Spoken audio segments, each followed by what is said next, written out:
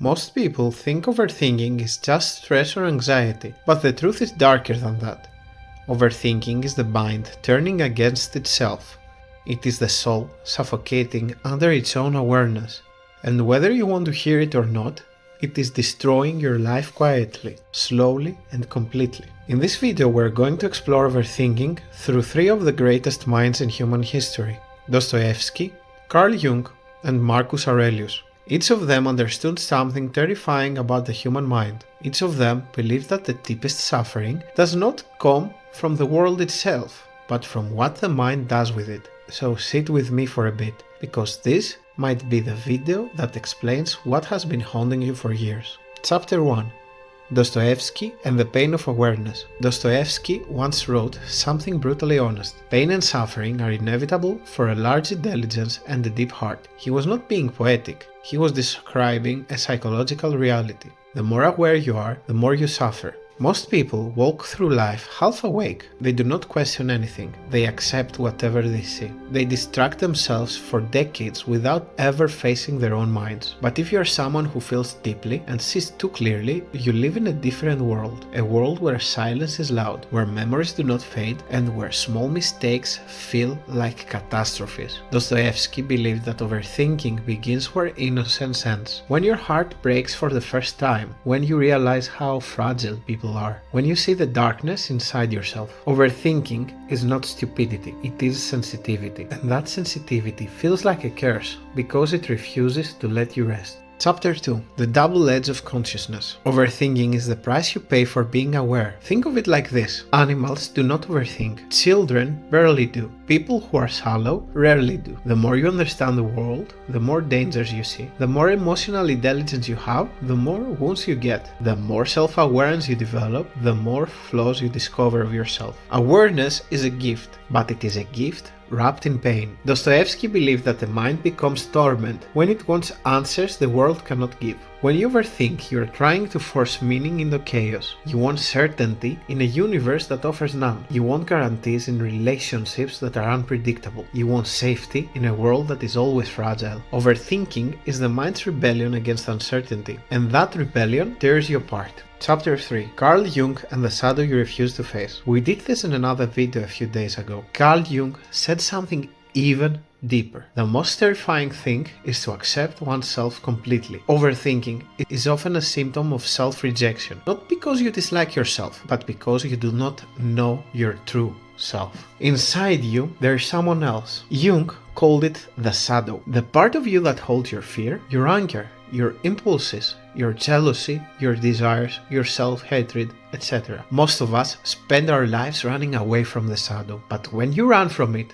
it does not disappear. It leaks into your thinking. It hijacks your emotions. It whispers fears into your mind until your mind collapses from its own weight. Overthinking is what happens when the shadow speaks and you refuse to listen. You cannot silence your mind until you confront what lives inside it. You cannot stop overthinking until you stop avoiding yourself. Chapter 4. The shadow creates your inner enemy. Jung believed that the mind can split into two forces. First, it's the self you want to be, and then the self you fear you are. Overthinking is the battlefield between these two personalities. Every time you imagine worst-case scenarios, every time you replay the past, every time you assume people hate you, and every time you sabotage your own happiness, it's the shadow pulling the strings, always. And here is the darkest part. Your shadow is built from everything you suppress. It can be sadness that you pretend it does not hurt, anger you swallow, trauma you never processed, desires you are ashamed of, dreams you buried, guilt you carry for years, and memories that you keep hiding.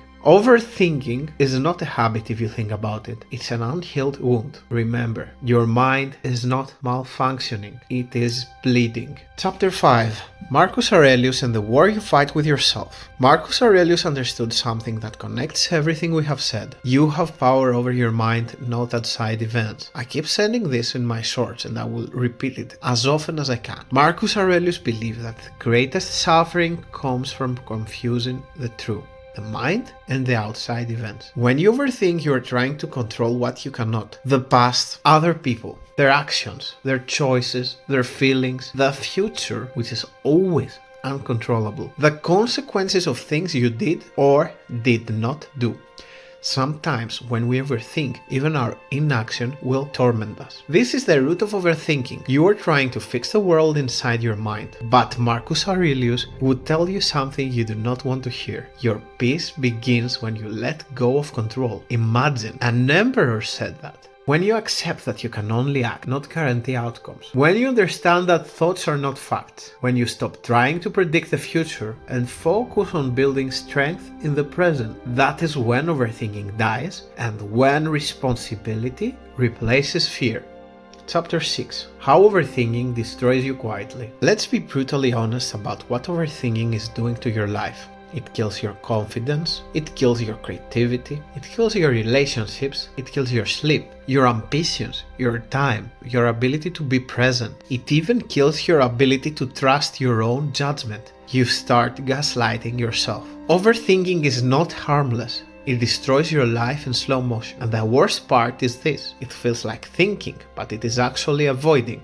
Avoiding action, truth, pain, responsibility, and uncertainty. Life is full of these 5 things. You've got to remember that you are not analyzing, you are hiding, and the hiding is killing you. Chapter 7. How to break the cycle, the philosophical method. This is where Dostoevsky, Jung, and Aurelius agree. You cannot think your way out of overthinking. You need 3 things. First, you need acknowledgement. Stop pretending that your mind is fine. Stop pretending that you're not hurting. Admit the shadow exists. Keep your pain by your hand and walk with it for a few days. Then, you need to have acceptance. You will never control life perfectly. You will never have all answers, and you will never be without fear. Accepting these 3 things is the beginning of freedom. Then, last but not least, you need to take action. Small actions cure overthinking faster than deep thinking ever will. Leave the house, clean your room, go to the gym. You can even call someone, read a book, pray, spend time in silence, do something physical. The most important part is do something for yourself. Depression and overthinking die when we take action, and action turns the mind forward. Thinking pulls it backward. This is my motto. When you move, the noise fades. Chapter 8.